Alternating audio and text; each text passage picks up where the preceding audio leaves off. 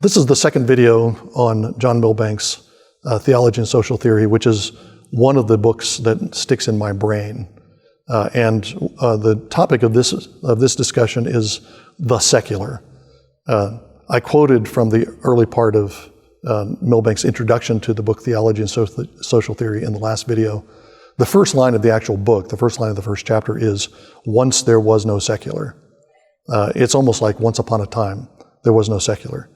By that he means that the secular world, that is a world that thinks that there are certain zones of human activity that are strictly and purely human, that don't have any religious implications, that are God-free zones. That notion, he says, didn't always exist. In fact, for most of human history, it didn't exist. Once there was no secular.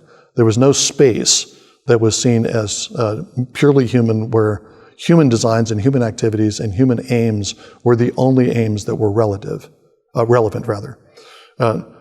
Part of Milbank's argument here is that the secular, purely natural human life, apart from any religious or moral concerns, that was not some kind of natural state that existed underneath all of these religious trappings. Sometimes that's the way that you see secularization described. Once there were all these religious trappings on top of, for example, political life.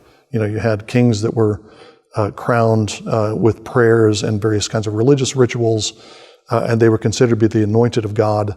But what really is going on in politics is just a clash of human power and a struggle for supremacy. That's what's natural in political life. And what has happened over the course of the development of the secular is you strip away all of these religious trappings and you get to the core reality, which is this natural struggle for power.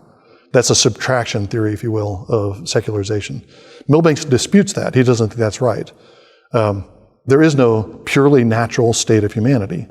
Human life is always coded by some kind of symbol. It's always organized by certain kinds of rituals. It always has certain kind of norms. There's no such thing as a purely political system that's just a struggle for power that has no religious or moral concerns attached to it. Those are inherent in human life. And so what happens in the early modern period is not a stripping away of all these unnecessary trappings of religion. What happens instead is the formation of a different form of human life, which is the secular, which is just as religious and just as coded and just as symbolic and just as ritualized as what preceded it. It just had to be imagined, human life had to be imagined differently. And one of the examples he points to set up the historical argument is the medieval city. If you look at a medieval city, you try to find where is the secular within the medieval city. Well, the secular doesn't really exist. You've got guilds who have certain trades and they're pursuing certain trades, but those guilds are religiously organized. They have certain forms of prayer and certain forms of ritual. So you have economic activity that's religiously infused. You have political activity that's religiously infused. In some ways, the whole city is designed around religious principles. In that case, you can't isolate a secular space within the city. And in fact, the history of the term secular is a movement, as Milbank says, from the idea of the secular or the saeculum, the Latin word saeculum, which means age.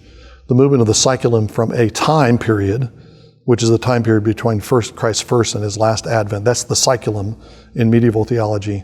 A time period that is the secular time to a space within our world that's a secular space.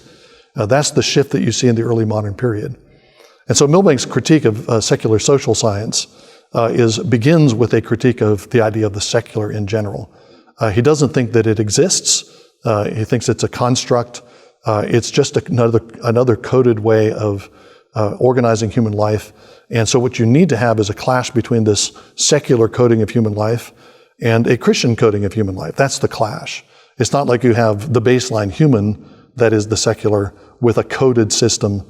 You have two coded systems that clash and try to out-narrate and outwit one another. That's the clash that is going on in the modern age.